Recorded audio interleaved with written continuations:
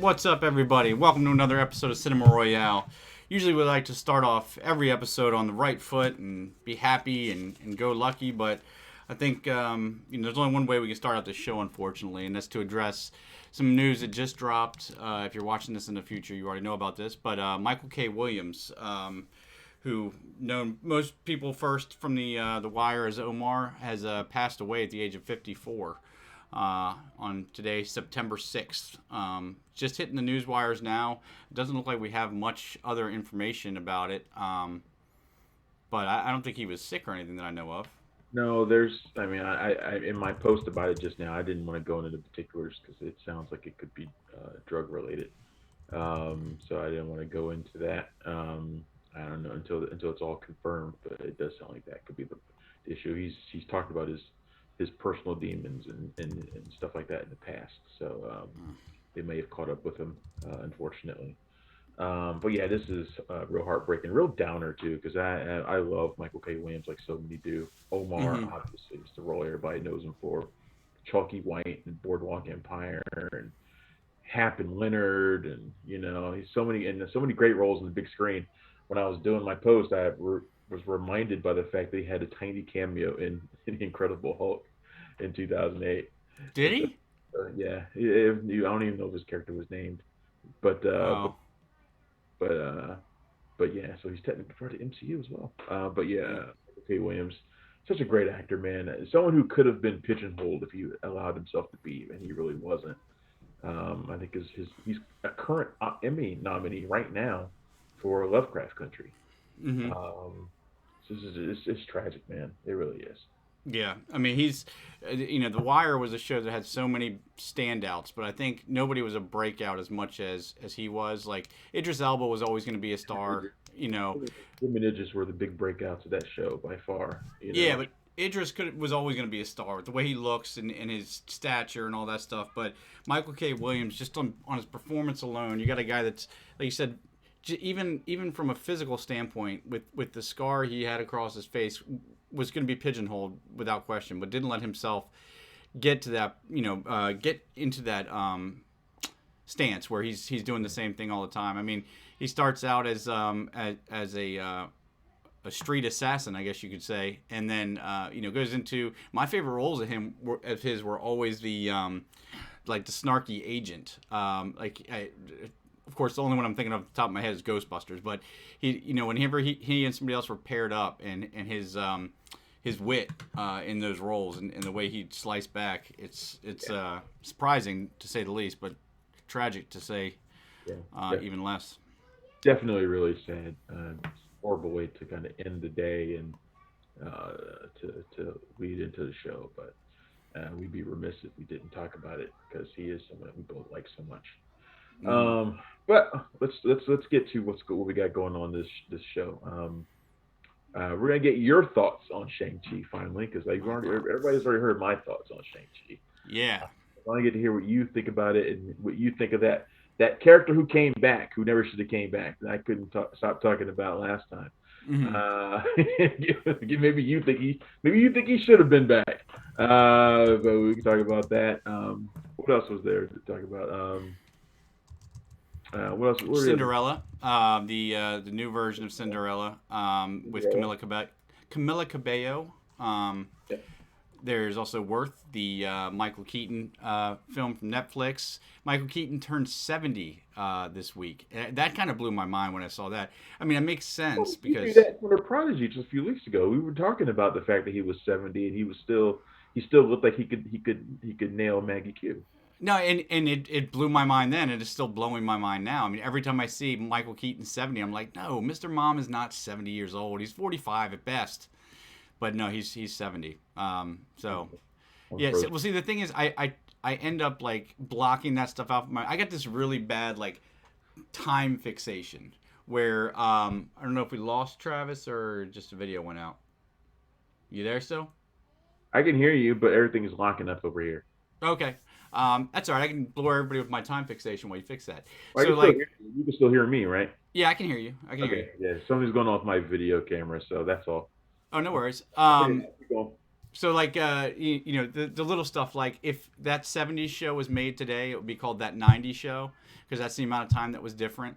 And the time from now to when I was born, I was born in 82. So that time period from now to 82, before my birth, it was 1940. So that just all that stuff blows my mind, because I think the one thing that everybody can agree with is when you're younger, time seems like this insurmountable object. It's gonna, I got to wait a year to get my license and stuff like that. It takes so long to get there. But as you get older, you start to see those large spans of time you were talking about, which just are not that large. It's yeah. I don't know how we got. I don't know how that happened. How we got on that subject. Well, I was talking about Michael Keaton being 70, and the worst part is we started this conversation to get away from the sadness of Michael K. Williams. Now I just made myself more depressed, and we're gonna have to keep me from standing on a ledge before the end of this show. No, but so yeah, there's Cinderella, Worth with Michael Keaton, and Shang-Chi and the Legend of the Ten Rings. I don't know how Shang-Chi. Start with Shang-Chi? Okay. I don't know how spoilery you want to get. I think, well, let's start with that. How spoiler everybody's talking about it now. I think everybody knows that. Well, the only reason why I didn't mention the character then was because the movie wasn't out. And because they had made an effort, a concerted effort to not reveal that character's return and that actor's return. The movie's out. It's done pretty well at the damn box office. $140 million worldwide. Done well here in the States as well. I think it's probably okay to spoil it at this point. But we'll give everybody the alert right now. We're going to spoil that character's return in about 10 seconds. Yeah, I don't know why. When you were talking about it, I assumed you were talking about it. Turn it off right now, or fast forward past our Shang-Chi talk. Yeah, we should be done at about 5. I'm going to give you the time it is now. About 25 minutes in. Right. So yeah. So just there's. Yeah. And go. I honestly thought that you were talking about Abomination before I saw the movie. No. And I was like, I don't know why I'd have a problem with that, but no, of course, Trevor Slattery, aka Ben Kingsley, aka the fake Mandarin that pissed everybody off from Iron Man 3. I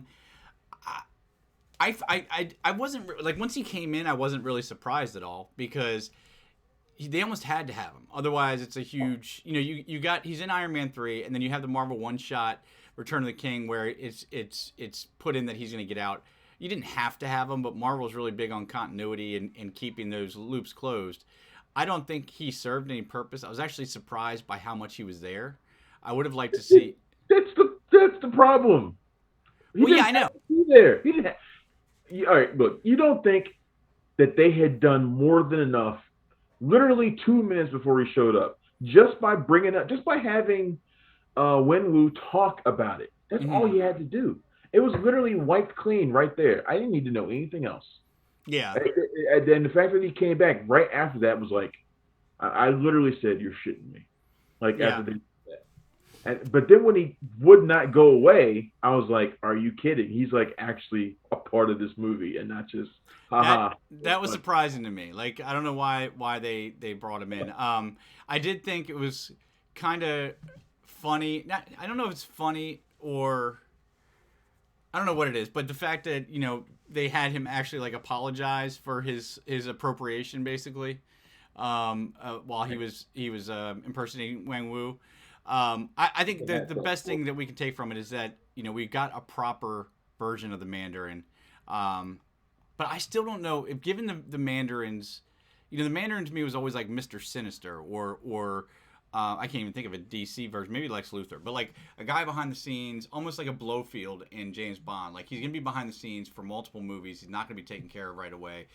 Other people do his work, and they kind of went right to the center with this one. But obviously, I loved it. At the end of the day, one of the things I've always said I've loved about Marvel. I started taking shape about 5 or 6 years into their run, that they're treating these not as superhero movies, but movies with superheroes in them. So you can have any genre. Difference is, superhero movie is a genre, but a movie with a superhero in it is genreless. You can make it anything you want. You can have your horror movie, which New Mutants tried and did okay with. You can have your 70s thriller, which Civil War did, or Winter Soldier did, and then you have your epic kung fu movie, which they did with Shang-Chi. Right. The visuals, as they usually are when a film takes place, at least partly in Asia, are gorgeous. I mean, the production quality in the area around you alone is amazing. But my favorite thing from this, and it's something that's slowly been building, is Aquafina. I mean, everybody was on board right away, but I wasn't. She never annoyed me. She wasn't, but I just thought she was more of the probably best to stay in the background as a sidekick. And then Ryan the Last Dragon of all things really got me a little bit more on her side. And then after Shang-Chi, I'm That and not The Farewell, which she probably should have won Best Actress for. no, no. She made me laugh in Raya. I found myself really, really digging her. And Simu, I can't. It's such a simple name. I can't say it. Simulu. Simu Simulu. Simulu is surprisingly awesome as Shang-Chi. I mean, you look at him and maybe this is the draw. He's kind of an everyman. I mean, he looks like, a guy in your office or next to you on the bus or something like that. And when it comes down for the look like? what? What did you want him to look like? I don't know. I mean, he's like, you got Chris Evans and Chris Hemsworth and all those guys. They stand out in a crowd. Like they're look like an everyman if you dressed him up like one. well, it probably comes down to like stature because he's not as big as the rest of the guys. He's definitely not as tall. But he pulls it off very well. And I thought, the mythos, I could have used a little bit more of the lore behind everything. They did plenty of it, but, that's just something that really interested me. I wanted to see more. And I think we can talk about the post-credits without spoiling anything there. Because I'm confused, and I need you to explain it to me. The mid-credit scene, what point in the timeline does that take place? Which mid credits? Which particular scene was that? So the mid-credit scene when they have a conference with Wong. Okay. To me, it looks like it takes place after the movie. I mean, I'm not sure what you're asking. Bruce Banner's there and he's not Smart Hulk, and then Carol Danvers is there and she's got. I mean, this is just a haircut. She could have changed it. She's got her old haircut. Right. So like there were things about it that made me think, is this during? Is this a different timeline? Did they go back in time, or is this a multiverse? I don't think there's anything that told us that he was going to stay Smart Hulk. I mean, I don't think he's going to be in the She-Hulk series as Smart Hulk. I mean, I think he's going to be Bruce Banner. Oh, so, I got the impression that whatever he did to bring Smart Hulk out was a permanent change. I don't think that's a permanent change. I don't think that's a permanent change. Okay. Yeah, I mean, I just took it as being after the events of this movie. I'm more interested in whether or not this movie runs, well, let's say, just or maybe concurrent to events in Doctor Strange and the Multiverse of Madness. I think that's probably more likely. It probably runs concurrent to that, possibly. Just because of stuff we've seen in promos. It looks like he could be, or maybe, or concurrent to maybe Spider-Man. I think actually probably runs concurrent to Spider-Man. Spider-Man No Way Home, because Wong shows up in there too, and Wong is like leaving at certain points. We see him leaving, teleporting away, and I think he could possibly be teleporting away to whatever he's doing, all the stuff he does in Shang-Chi. Well, that means Shang-Chi's going to have a much bigger impact on the MCU than it even seems now, because as we can tell from the Spider-Man No Way Home trailer, if Wong would have just stayed home and not let the boys play with their spells, none of this stuff would ever happen. Yeah. So I think that could be possible. I think it could be concurrent, but we'll see. Yeah. And at the end of the day, what I opened this review with about the Mandarin being an everlasting and showing for more than a bunch of movies ends up being the case anyway, because his sister Xialing ends up taking up the mantle at the end of the day. So we'll see more of the Ten Rings, I'm sure. Oh yeah, absolutely. I will say, what did you think about the Fight Club? An interesting addition to the MCU. Yeah. And not something that feels out of place. I actually kind of like it. As long as we don't see too much of it. Yeah. I don't want to see a whole movie based around it, but we weren't going to get that anyway. I expect we'll see a little bit more in the Shang-Chi sequel. Hmm. Um, but yeah, no, I think it's a pretty cool idea. I don't understand why they made the Abomination part of it. That's I'm not even quite sure why Wong is part of it. I'm hoping that we get some explanation for why he feels he needs to be part of something like that. That's a little bit weird. yeah. They're strange characters to have be part of it. I could think of much better characters to have been in there than them, but um, but I'm curious as to why Hmm. and why they seem to get along, why they're friends. Yeah. Yeah, because I mean, in the trailer, when you see Wong fighting Abomination, I don't know about you, but immediately I assumed, oh, he's been captured or something, and this is Yeah, his punishment. But yeah, the truth was a little bit weirder. yeah. So I'm very anxious to see what's going on with that. Yeah. So Shang-Chi's a win all around from us, it sounds like. Um, and we have a lot more Marvel coming up. This year we've got the Eternals in November. What else is next? And then Spider-Man's in December. Spider-Man's in December. Okay. And, it seems like with the box office that there might not be any threat to that. Shang-Chi, whether they wanted to admit it or not, was going to be a big.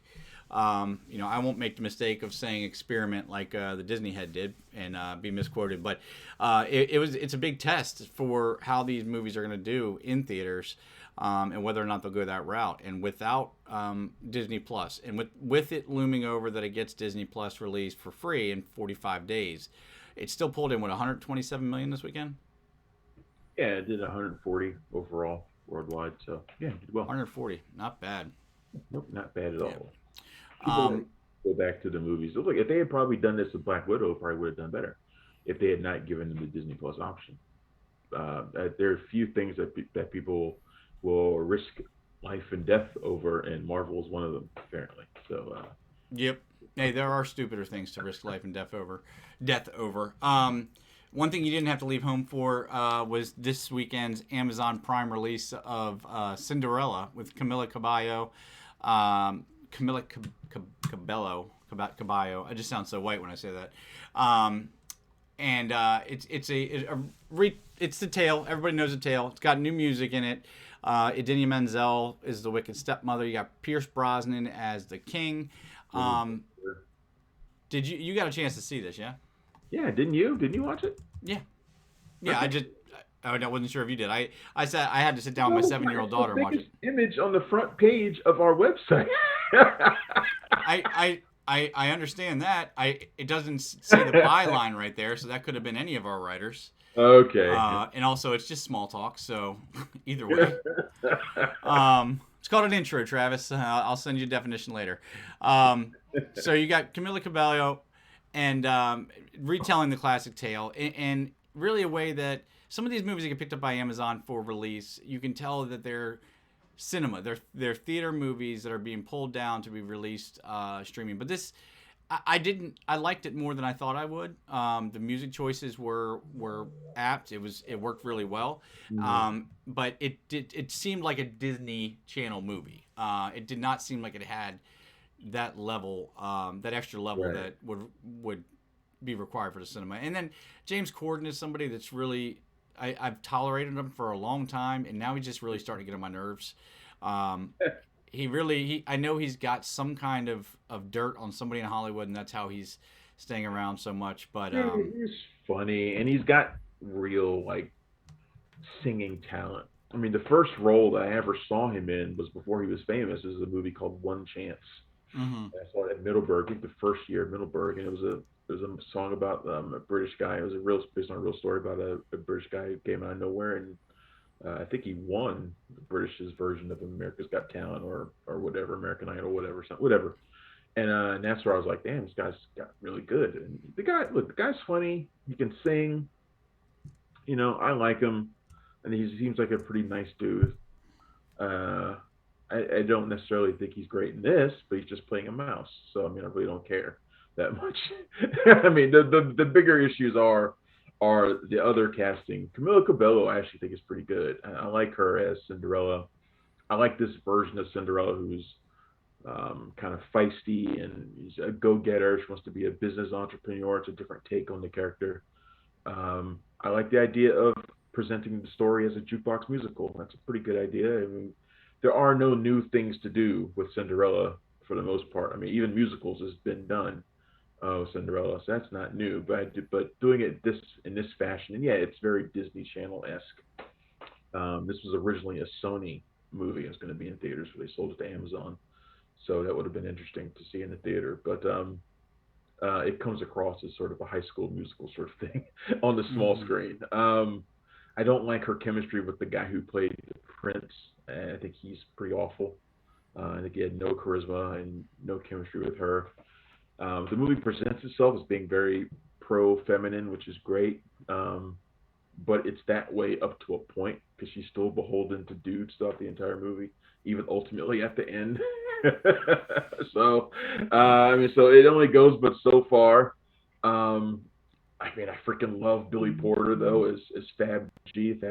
Billy Porter can light up pretty much anything he wants to. He's great in that role. Everybody knows he is. I wish there was more of him, but the fairy godmother role, is really basically one scene, and he really steals it. I also like Pierce Brosnan and Minnie Driver. They bring a little bit more heft because they're going through something. Their relationship's going through something as the king and queen. He doesn't sing, thank God, very much. Um, we've all heard him sing in the Mamma Mia movies. We know he can't. So thankfully he does not do it very often here. Minnie Driver can sing. She's good. Adina Menzel, of course, she can sing. She's good. Um, I was kind of half and half on it, if I'm honest about it. I don't hate it. I don't. I don't love it at all. It's got some things that I like. Some people who watch are going to really enjoy it. I think if you're inclined to this story, I think you'll like it. Otherwise, I take it or leave it. Yep, it's you gotta just hold the right measuring stick up to it, and then you'll probably enjoy what you have. Um, so that's again on Amazon Prime Video right now. You guys can check it out. And the reviews for all these movies and all of our articles, our news, Travis's article on Michael K. Williams that just went up. You guys can find all this stuff at punchdrunkcritics.com. That's www.punchdrunkcritics.com. So make sure to bookmark that. And then just to keep our feelings of joy running high, we've got Michael Keaton in the title, not the title role, but in Worth, which is a story of the 2001 attacks on the World Trade Center. Congress appointed Kenneth, was it Feinberg? Feinberg, Yeah. who Keaton plays to lead the September 11th Victims Compensation Fund. These guys are given the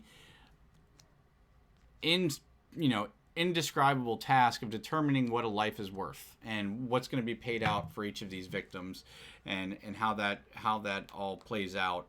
Stanley Tucci stars as also as Charles Wolf, community organizer in the area that's mourning the death of his wife.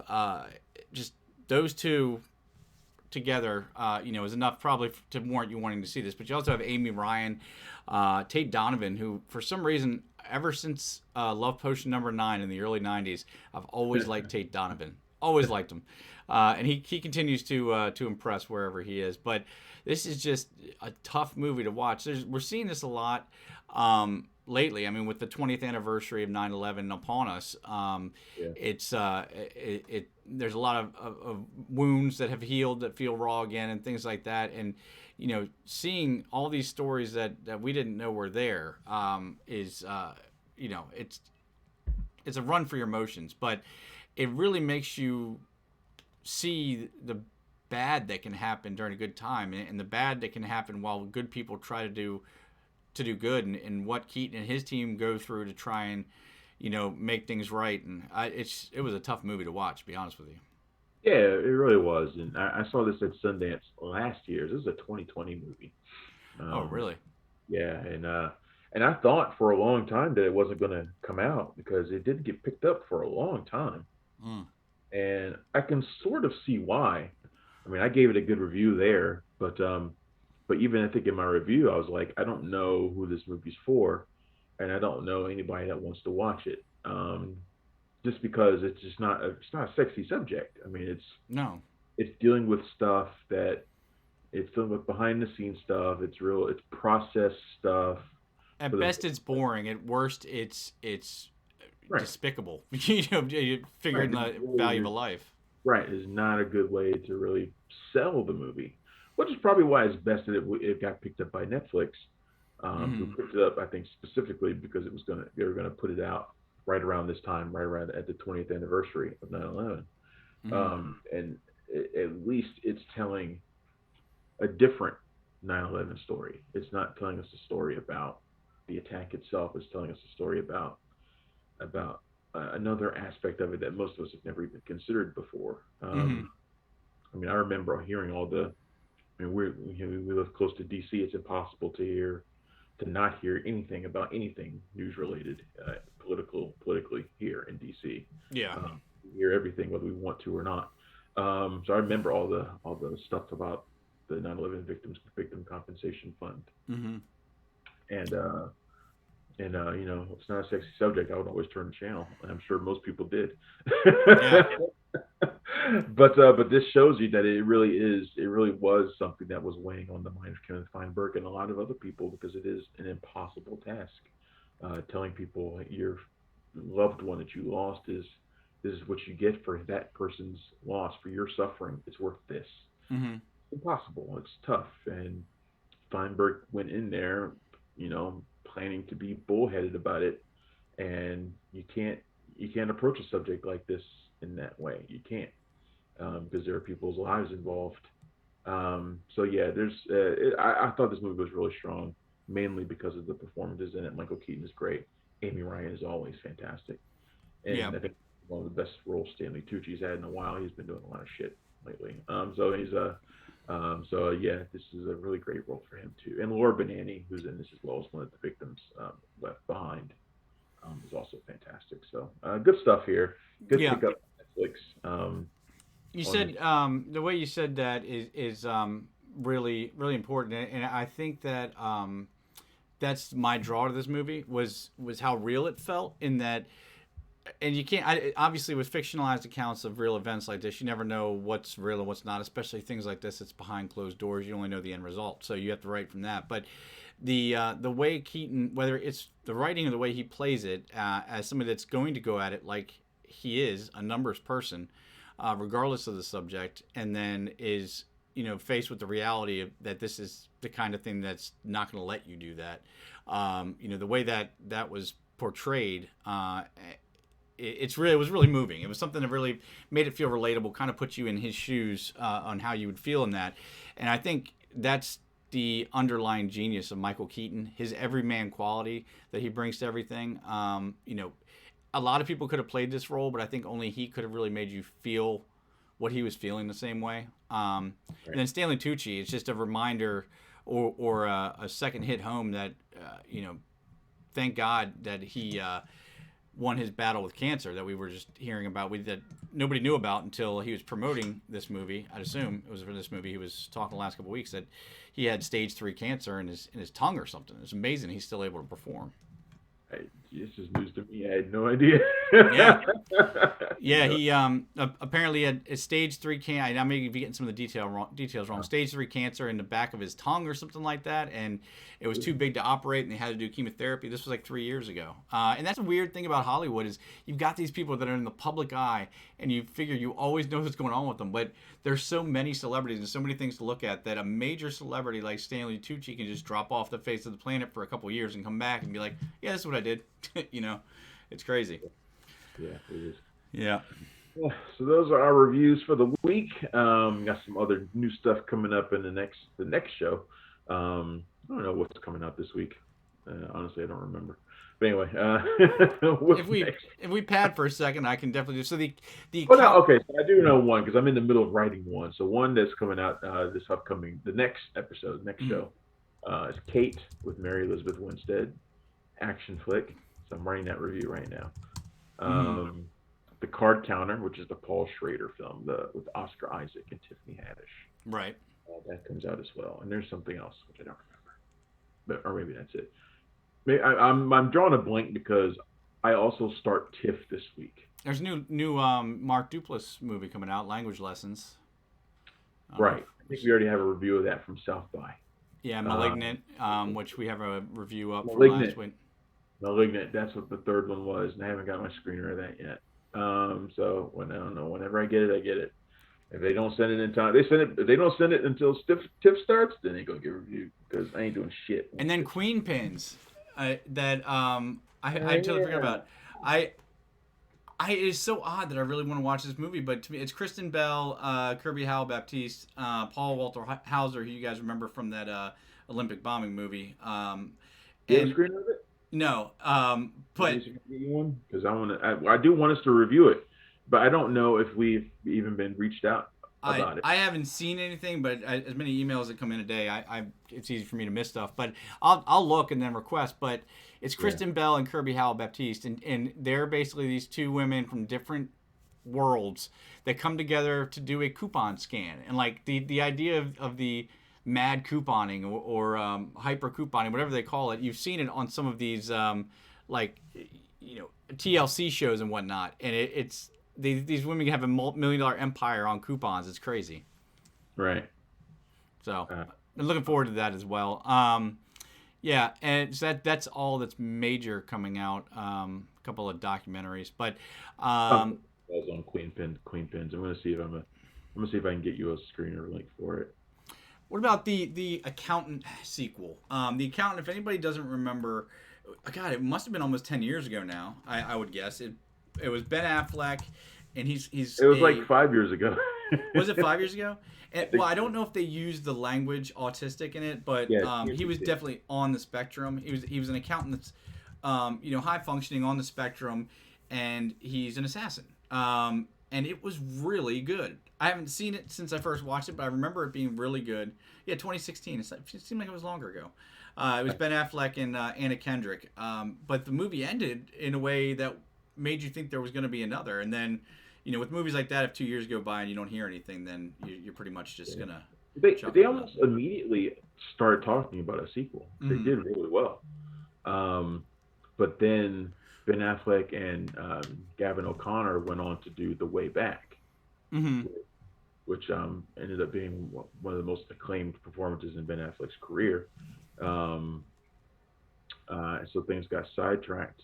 Obviously, Gavin O'Connor has been mentioned for all sorts of stuff too, including like DCEU movies, like DC Comics movies. So a lot of stuff has been talked about after this, but the accountant thing had never moved on. Now he's saying that it is indeed going to happen, that there will be an accountant sequel. Ben Affleck will be back, of course. John Bernthal will be back as his brother. Seems like he's going to have an expanded role. And according to O'Connor, this is just the second part of a trilogy, and that they're already talking about the third movie. So Mm-hmm. I have my doubts that we'll ever see that third movie. We'll see. I don't know. It depends. If the Accountant 2 ends up being a hit on the size of the first one, then yeah, we'll definitely see a third one. But there also is just a year ago or so, Ben Affleck was talking about them thinking about doing The Accountant as a TV series, um, That could be good. rather than a sequel. Mm-hmm. I think what actually ends up happening is that whenever they finish up with the movies, somewhere down the line there'll be an accountant TV show. It won't star Yeah. Ben Affleck. It'll star. Just be the. I Right, have he'll too much be- light on my face. There we go. He'll be like an exec producer or something, and so will Gavin O'Connor. But they'll because the concept is easily something that could be converted to some CBS series. Oh yeah. Very easily. The accountant by day, vigilante by night, solving crimes for people. It's almost like It writes itself. it's, I it's like mean, it's like the Equalizer. It's something like that. It could very easily become a TV. but do series. they get Queen Latifah to play the accountant? Is the question. A little busy. That's what we'll have to figure out. The next bit of news that we got is actually something that I was really glad to read, and I'm not surprised. The Russo brothers really surprised me when they broke onto the scene with the Winter Soldier, because these guys they were TV directors, and they were not big time action directors either, and they come and just knock it out of the park with a huge profile, huge budget Marvel movie, a movie that a lot of people still consider one of the best non-team up movies that Marvel's put out, in Captain America and the Winter Soldier.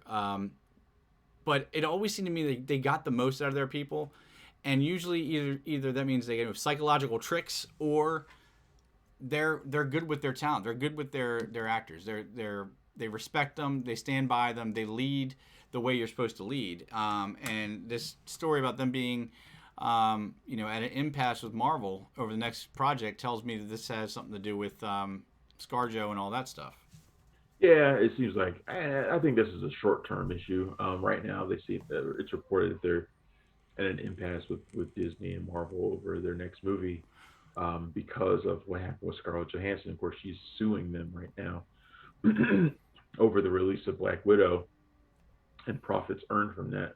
Mm-hmm. Um, but I think we've also seen that Disney has been willing to, now that they've been caught in doing what they were doing, which is not working out these deals ahead of time after change, because the movies are originally supposed to be released theatrically. The back end profits of these actors are signed on to are based on theatrical. So when they don't release theatrically fully, they get less money.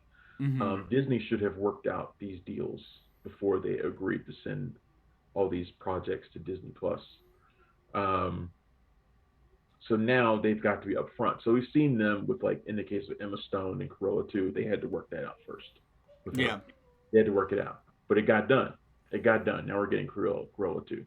We've seen Dwayne Johnson and Emily Blunt. They're coming back with Jungle Cruise 2. You'd think they didn't work all that stuff out beforehand? They did. And now they're just going to have to do the same with these Marvel folks. Mm-hmm. With these other Marvel folks, you're going to have to do it with the Russos. It's a little bit different for the Russos, only because the Russos have kind of stepped away from Marvel Mm-hmm. over the last few years to do their own thing, including a lot of streaming stuff for Netflix. But if Marvel wants them back, they're going to have to work this stuff out ahead of time. I think this gets done, and it's not that. I don't think it'll end up being that big a deal. The more curious thing is that the Russos are eyeing a new project from Marvel at all. That's the major news to come out of it for me, is that they're talking about a new project, because I wasn't convinced that they were going to be coming back anytime soon.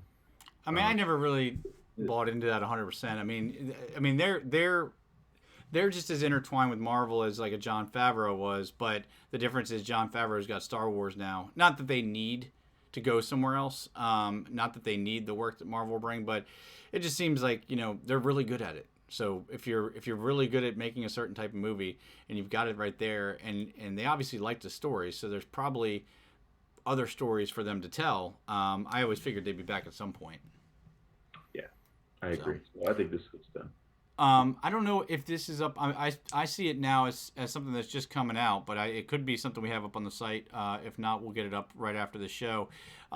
We talked last show about, or show before last rather, about Venom being delayed, and now no doubt in response to Shang-Chi's box office and showing that the studios are the most reactionary people in the world, it is now being pushed up to October 1st. Is that something that we had posted up? I didn't see it. No, I didn't see that. Yeah, so I just saw it while I was pulling up some. It just came across my headlines while I'm sitting here, and it looks like Sony's announced that they'll be moving it up to October 1st. And the only thing I would take from that is that that's probably not the final date, because something will happen next weekend, and they'll probably move it again, and then the next weekend, and then the next weekend. And then it'll all end with Sony announcing their own streaming platform where Venom 2 will debut. I'm sure. You can write that then. I don't want to write that. I've written enough about Venom moving release dates all the time. Yeah, it's every week. That they were going to move. They moved to mid-October, and then the most recent rumors that they're going to move into 2022. Yeah, next year. That was the last thing we talked about like a week or two ago, and now they are like, I just glanced at it right now, and they're moving it up to October 1st. So yeah, you can do that one. I'm not going to do that one. Yeah. I've had my fill of writing about Venom moving up and down. I mean, good. I mean, confidence, great. I like that. And I don't think they move it again. I think this is where it stays. If you're moving it up, then you've got confidence. I think they've realized that people are willing to pay to go to the movies for certain movies. It's not going to be everything. You can't put everything out in theaters because they're romantic comedies is probably not going to happen. Right, but horror movies, superhero movies, people will go. And Venom is a major superhero movie that people are looking forward to. So yeah, move it up. Why not? Yeah, I mean, you got to think about the people that aren't thinking about the virus first or anything else, and that's probably going to be your 18 to 24s, your parents with 12-year-old kids who won't stop whining until they get to see the movie they want to see, that kind of stuff. So it makes sense. What was I going to say? Oh yeah, the new Expendables is confirmed with the new cast. I have here on my notes. Yeah. Did you look at what the cast was? No, I haven't been able to find it. I'm trying to find it now. I didn't see the article on ours. I don't know if maybe we seem to be having, as people probably know that check out the site, we seem to be having a delay in display. We'll call it issue where stuff's not displaying right away. But is it an entirely new cast? No. It's not entirely new cast. It's basically what we knew about before. It looks like it's going to be centered on Jason Statham's Lee Christmas. So you got Stallone coming back, you got Statham coming back, you got Randy Couture coming back, and you got Dolph Lundgren coming back. But the new additions to the cast are Megan Fox, 50 Cent, and Tony Jaa. So, okay, so this was from I when you throw the stuff up for us to talk about on the show, it's within the last couple of days. So this is the one that came out like early last week then, with Megan Fox and. Right. This is on August 30th. So yeah. Right on. I was always surprised 50 didn't do more action movies. He seemed like He's done plenty. They're all trash. Oh, I'm sorry. Yeah, let me rephrase. I'm surprised 50 hasn't done more good action movies. He's doing Bruce Willis action movies. Yeah. Which are like at least six a month at this point now is Bruce Willis action movies, and then you have Nick Cage genre to be determined movies. To be fair to Bruce Willis, he doesn't do that 6 a month. He does like 3 or 4 a year, and as me and my buddy Chris Bumbury have noted, he doesn't seem to get out of the chair. Like he's always just like sitting down somewhere. He's not doing anything. He's got a new movie coming up called Surviving the Game that there's a trailer out for, and even in the trailer for it, he's strapped in the chair half the time. It's Bruce Willis. I mean, he's there. And the movie that I reviewed a few weeks ago, Midnight in the Switchgrass, which also had Megan Fox, and he was in a chair the entire time. He was sitting at a diner booth the entire movie almost. And it's like Bruce Willis is just coming in here and getting top billing, and he's like, but realistically he's like fourth billing, and he's not doing anything. He's just collecting the check. If someone could pay you, I mean, and it sounds like honestly we can make fun of him all day for it, but he's the one that wins at the end of the day. From if anybody listens to any Kevin Smith's podcast or anything, you'll know about his experience with Bruce Willis on the set of Cop Out. And this sounds, it kind of lends credence to everything he was saying. And this sounds like a dude that's just like, you want to pay me $1 million to sit in a chair? Cool. I'll show up, sit on a chair. You pay me, you feed me lunch, and we're good. I don't blame him for taking any of it. I really don't. No, why would you? Exactly, because I would do the same thing. But it's just, as the observer, watching it, you're like, okay, yeah, he's just. Yeah. I mean, he could respect the craft a little more and actually put a little bit into it, because when they'll say phoning it home for a lot of people. Nobody exemplifies phoning it home as much as Bruce Willis. Like, he's just like, what are you gonna do? Okay, shoot me. All right, Yeah, Bruce Willis doesn't. If he's not invested, it's obvious when he's not invested. So. Yeah. I mean, like I said, I don't hate on him for it. It's just a funny thing to notice that he's always sitting in his chair. His role, they may put him on the cover of the DVD with like the gun pointing out like this, like he looks like he's doing some shit. But but in reality, he is sitting at the diner booth eating eggs and having coffee. That's usually what he's doing. Yeah, Christopher Lambert pioneered this style of filmmaking in the 90s. Bruce Willis only perfected it. So. He would not be coming back for the Expendables, as far as I know. Well, he wasn't asked back for the third one because of a dispute. Remember? You don't remember that? Oh, I remember. Stallone called him. He's like, greedy and lazy. Yeah. Because he was asking for, guess what, guys? $1 million to sit around on set for a few days. And Stallone wasn't having it. Of course. He didn't give a shit when he was there anyway. Like another performance he gave anyway. Yeah. What do you think about, what's your take on Megan Fox? You know, she was, you know, a hot fire in the embers of Hollywood for a minute, but she was never, did she ever give what you would call a good performance? I'm not trying to knock on her, just a full-on question. Did she ever give what you call a good performance? No. Yeah, even Jennifer's Body, which was supposed to be, Jennifer's Body, she's not great in Jennifer's Body. Jennifer's Body is not as awful a movie as some people have portrayed it to be. Mm-hmm. But does she necessarily give it great? She's okay in it, I guess. But she's not a great actress at all. She's just extremely hot, or at least was extremely hot. I don't particularly find her hot anymore. But yeah, she's kind of lab grown at this point. She just, I don't know.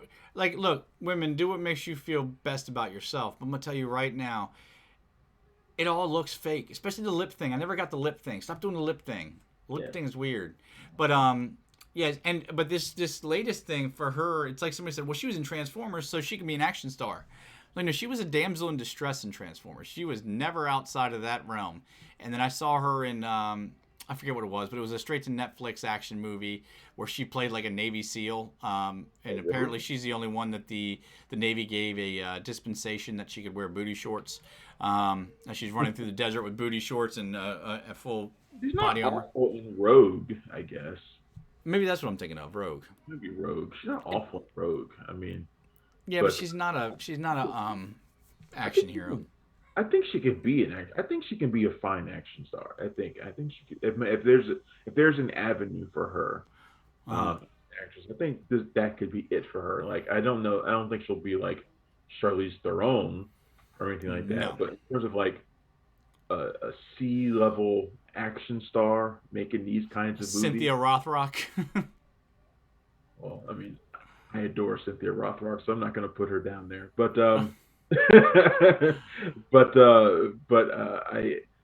Megan Fox will never have a movie as iconic as China O'Brien. So let me just put it that way. Yeah, that's true. I'm trying to get Joe Blow to let me do China O'Brien for real action. They won't let me. It's starting to piss me off. They won't let me do it. It's not big enough. I'm like, I'm telling you, you need to watch. It's not In Search of Darkness. There's this and don't even say I should have written a review on it because it was 4 fucking hours long and I couldn't write a review on it if I tried. But there's this company that does documentaries and it's always In Search of. Like, they did In Search of Darkness and In Search of Darkness 2 were both 4 hours each on 80s horror movies. And they do one on 80s action movies and it is amazing. And I hadn't seen a lot of these movies since then. And it's just the lower tier from the 80s, you don't realize how bad they were when you watched them on a grainy 13-inch TV on VHS when you're 12 years old trying to, like, the Cynthia Rothrock stuff is, I mean, her kicks are awesome. She's got these tree trunk legs and just killing people. But then like I'm trying to remember his name, the dude that was in American Ninja. Dudikoff, Michael. Yeah, good pull, Michael Dudikoff. Like, those guys. I think it's In Search of the Last Action Heroes or something like that. Yeah. 80s action films. My real action for The Running Man is out today on JoeBlow.com, and you should definitely check it out. It's actually blowing up too. It's got like 10,000 views already. It's only been out for a couple of hours. So see, that's a movie that a lot of people hold tight, and they forget about it, that they like it so much. And it's got, honestly, it's more relevant today than ever. If I don't know if you've ever read the book. I just listened. I'm not gonna lie and say I read it like I'm smart. I listened to the book on tape for The Running Man like 3 months ago for some reason, and it's the Schwarzenegger movie is great, or is good. The book that Stephen King wrote is great. Yeah. I mean, it falls right in line with a lot of stuff that's going on today. It's different from what I heard. It's vastly different. I mean, there is a game where people are being chased and they might win money, but that's about the only similarity. But it's also global, whereas this one is just like set in like a TV set, basically. Yeah. You get out and you run anywhere and do anything. Yeah. So. But I mean, but like my two favorite action movies from the 80s are Predator and The Running Man. So well, Bloodsport is like a close third, but I love those movies and I love The Running Man. So I have a lot of fun with this video. So you should definitely go and check it out on JoeBlow.com or YouTube, their YouTube channel for sure. Yeah, that's again real action at JoeBlow.com. Check out the Yeah, whole series, the whole franchise, the whole series of Real Action is awesome. If I do say so myself. I've enjoyed them. Yeah, and you guys should too. So check those out. And you should release a box set at some point for Christmas. Um, I need to figure out so what to do the next one is. I got to do it this week, I think. So I need to figure out what the next one's going to be. I don't know yet. you got to do a deep dive Van Damme movie like Death Warrant or something like that. But a lot of those, does it have to be 80s or can it be early 90s too? No, I could probably do 90s. If I know, I could probably do 90s. I just don't know how deep into the 90s I want to go. Well, once you get to 93, it starts to change. When like 93 around Hard Target, it starts to merge into Nick Cage horror. I mean, Nick Cage I action. can't do a Death Warrant until I do Bloodsport, which I haven't done Bloodsport yet. I think in Van Damme's, I've only done Cyborg, you did. I remember that. Cyborg and Double Impact. Oh, Double Impact. What do you mean I'm wearing black silk underwear? Fucking movie's great. I think those are the only two Van Dammes I've done so far. So I feel like I can't do another one until I do Bloodsport. Yeah, but good on you for Stallone right now because they've got like a whole other Stallone series going on right now. So I can't even touch any Stallones right now. Oh, I know it sucks. well, you already did Cobra, right? If I remember correctly. So. I wanted to do Cobra. That was the one I wanted to do this month, but I can't. So I can't do it. I could have sworn you already did. I know we talked about it. I could have sworn you already did it. That's because I've wanted to do it for like a couple months. But because they got this whole Stallone thing going on, I haven't been able to do it anymore for a while. Oh, I love that movie. I've done a Stallone since Demolition Man. Crime is a disease. He's the cure. That's just perfect. Real quick before we're almost at the hour mark here. Believe it or not, Red Notice trailer. There's been a lot of buzz about this movie. Netflix most expensive movie to date. Dwayne Johnson, Gal Gadot, and Ryan Reynolds in an action comedy. Trailer looks just as good as I hoped it would be. Great. Dwayne Johnson and Ryan Reynolds. On paper it sounds like, of course, match made in heaven. But when you put two witty, funny, charming guys against each other, sometimes it doesn't. It's like two positively charged magnets. They go apart. But they seem better when you put them against someone like Gadot, who is still cooler than both of them. easily and somehow more. She comes across in this trailer like she could kick their asses. I mean, there's one particular fight scene where she kicks around and she does something and gets both of their heads to smack together, and the way she does that kick, it's great. I cannot wait to see that movie. So that's one thing you can check out right now on punchdrunkcritics.com. And the last thing before we check out, I just wanted to like I mentioned, we have a lot of interviews up. You talked to Guy Pearce this past week for Zone 414. I love Guy Pearce. I think we've always expressed a healthy love for Guy Pearce here, whether it's LA Confidential or something like Lockdown. Was it Lockdown, his space prison movie? Oh, yeah. I love Lockdown. So tell me the man lived up to the dream. He's super cool, man. That was a really great, fun interview. He's really nice to talk to. Had a lot of fun things to say about Zone 414. Yeah. Check out that interview. It's on our YouTube channel right now. That was a real treat for me. So I'm such a big fan. Yeah, I seem to be interviewing a lot of people that I'm like really big fans of lately, which has been fun. Yeah, hell, all the shitty things going on in the world, you got to get your happiness somewhere. My most underrated Guy Pearce movie got to be The Time Machine. Love that movie. I thought you were gonna say Priscilla, Queen of the Desert. No, Time Machine. Not sure why. Love that movie. You are like so far down there. Like there's like not many people that agree with you on that. Oh, I know. It's I'm alone. It's one of those movies where I know I shouldn't like it, but I do like it, and I'm not really sure why. A lot of people not big fans of that adaptation of the movie. Yeah. Well, I can see that it's probably even problematic on its depiction of a number of things, to say the least. But all those reviews for everything we just talked about, the trailers for Red Notice, news on a new Texas Chainsaw sequel, all those interviews, including Guy Pearce, and more right now on punchdrunkcritics.com. So go and check that out, guys. That site one more time, punchdrunkcritics.com. Rather than going and bookmarking the site and checking it 20 times a day, which, hey, don't get me wrong, we would love you to do. It helps our numbers. But you can always follow us on Twitter. At PDC Movies is the site. If you follow the site, all of our new articles get posted there right away, so you'll get the heads up. Just turn on those notifications. At Punchy Critic is Travis. At Punch Drunk John is moi. On Twitch, Travis is at cinematic_enforcer. And if you need to get a hold of us for anything else, info@punchdrunkcritics.com. We always love hearing from the readers, listeners, and viewers. Speaking of, I once again forgot at the top of the show, obviously, the news we had today was much more important than this with the passing of Michael K. Williams. But don't forget to like and subscribe if you enjoy the video. If you're listening to this in podcast form and you can write a review for us, it's extremely helpful. We love you for it. We apologize for the last couple of weeks of technical issues. We apologize for not having an episode last week because of technical issues. We're hoping we have those ironed out with this episode here. But if you're listening to the show right now and you can't hear us, then I guess we didn't. Yep. So we don't know. Well, we'll find out after. Just as a check, I am looking right now, and I have full levels as I've been looking at them. If you guys notice my eyes being down here most of the show, that's the levels. I'm watching the levels. I see both of us having those levels now. So hopefully something doesn't screw up. We tried some things different. Down all the time as well. That's just I'm looking at my CM Punk. Oh, wow, good. I'm glad we both have our priorities in order. Until next week, guys, I'm John. I'm Travis. And we're out of here. Later. Oop, that's the wrong screen. Thanks for checking out the show. You might accidentally deleted you're everything. laying down, please subscribe to our channel and click the bell to receive notifications for all of our latest stuff.